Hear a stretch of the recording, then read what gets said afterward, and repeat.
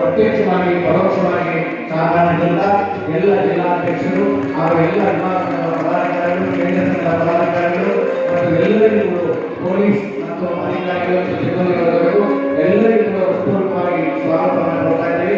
ಹಾಗೂ 80 ವರ್ಷ ವಯೋಮಿತಿಯ ಕೇಂದ್ರ ಸಂಘದಿಂದ ಆಹ್ವಾನಿಸಲ್ಪಟ್ಟ ಎಲ್ಲ ಅಭಿನಂದಿತರಿಗೂ ಕೂಡ ಹೃತ್ಪೂರ್ವಕವಾದ ಸ್ವಾಗತವನ್ನ ಕೊಡ್ತಾ ಇದ್ದೀವಿ. ದಯಮಾಡಿ बोलो भारत माता की, बोलो भारत माता की। कर्नाटक राज्य सरकारी निवृत्त नौकर संघಕ್ಕೆ, कर्नाटक राज्य सरकारी निवृत्त नौकर संघಕ್ಕೆ, कर्नाटक राज्य सरकारी निवृत्त नौकर संघಕ್ಕೆ, बोलो भारत माता की। ಎಲ್ಲ ಪದಾಧಿಕಾರಿ ಮಿತ್ರರಿಗೂ ಸಹ ನಾನು ಸನ್ಮಾನ್ಯ ಶ್ರೀ ಬಸವರಾಜ ಬೊಮ್ಮಾಯಿ ಅವರೇ,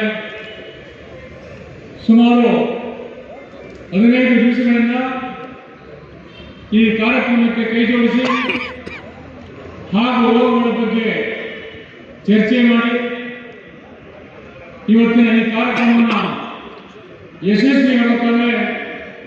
ಸನ್ಮಾನ್ಯ ಅಧ್ಯಕ್ಷರಾದಂತಹ ನನ್ನ ಸ್ನೇಹಿತರಾದಂತಹ ಗಣೇಶಯವರೇ, ಸರ್ಕಾರಿ ನೌಕರರ ಮಾಜಿ ಅಧ್ಯಕ್ಷರಾದಂತಹ ನನ್ನ ಆತ್ಮೀಯರಾದ ಆ ದೇವೇಗೌಡರವರೇ, ವೇದಿಕೆ ಮೇಲೆ ಆಸೀನರಾಗಿರ್ತಕ್ಕಂಥ ಈ ಸಾನ್ನಿಧ್ಯವನ್ನು ವಹಿಸಿರ್ತಕ್ಕಂಥ ಪರಮ ಪೂಜ್ಯ ಸಿದ್ಧಲಿಂಗ ಸ್ವಾಮೀಜಿಯವರೇ, ಸೌಮ್ಯನಾಥ ಸ್ವಾಮೀಜಿಯವರೇ, ಜಿಲ್ಲಾಧ್ಯಕ್ಷರುಗಳೇ, ಕೇಂದ್ರ ಸಂಘದ ಪದಾಧಿಕಾರಿಗಳೇ, ತಾಲೂಕಿನಿಂದ ಬಂದಿರತಕ್ಕಂಥ ಎಲ್ಲ ನನ್ನ ಆತ್ಮೀಯ ಮಿತ್ರರೇ ಮತ್ತು ಮಾಧ್ಯಮ ಮಿತ್ರರೇ, ಸನ್ಮಾನ್ಯರೇ, ಈ ಕಾರ್ಯಕ್ರಮ ಅಷ್ಟೇ ಸರ್ಕಾರಿ ನಿವೃತ್ತಿ ನೌಕರರ ಸಂಘ ಸ್ಥಾಪನೆಯಾಗಿ ಸುಮಾರು 65 ವರ್ಷಗಳು ಕಳೆದಿದೆ.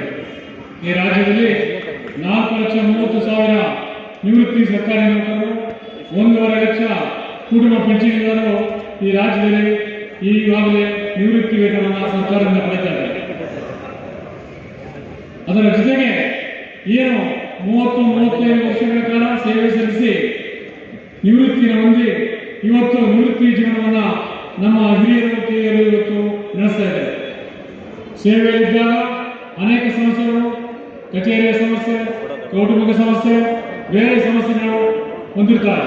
ಆದರೆ ನಿವೃತ್ತಿ ಹೊಂದಿದ ಮೇಲೆ ಅನೇಕ ಸಮಸ್ಯೆಗಳು ಅವರಿಗೆ ಕಾಡ್ತಾ ಇರ್ತವೆ. ಅದರಲ್ಲಿ ಪ್ರಮುಖವಾಗಿ ಆರೋಗ್ಯ. ಈ ರಾಜ್ಯದ, ರಾಷ್ಟ್ರದ ಶ್ರೀಸಾಮಾನ್ಯರ ಇಂದ ಹಿಡಿದು ಸರ್ಕಾರಿ ನೌಕರರಾಗಿರ್ಬೋದು, ಅಸಂಘಟನೆ ಕಾರ್ಯಕರ್ತರಾಗಿರ್ಬೋದು, ಅವರಿಗೆಲ್ಲರೂ ಸರ್ಕಾರ ಮಾಡತಕ್ಕಂಥ ಕರ್ತವ್ಯ ಅವರಿಗೆ ಆರೋಗ್ಯ ಭಾಗ್ಯ ಯೋಜನೆ. ಈಗಾಗಲೇ ಹಾಲಿ ಸೇವೆಯಲ್ಲಿರ್ತಕ್ಕಂಥ ನಮ್ಮ ಸರ್ಕಾರಿ ನೌಕರರಿಗೆ ಆರೋಗ್ಯ ಸಂಜೀವಿನಿ, ನಗದು ರಹಿತ ಆರೋಗ್ಯ ಸಂಜೀವಿನಿ ಯೋಜನೆಯನ್ನು ಅನುಷ್ಠಾನ ಮಾಡಿದಿರಿ.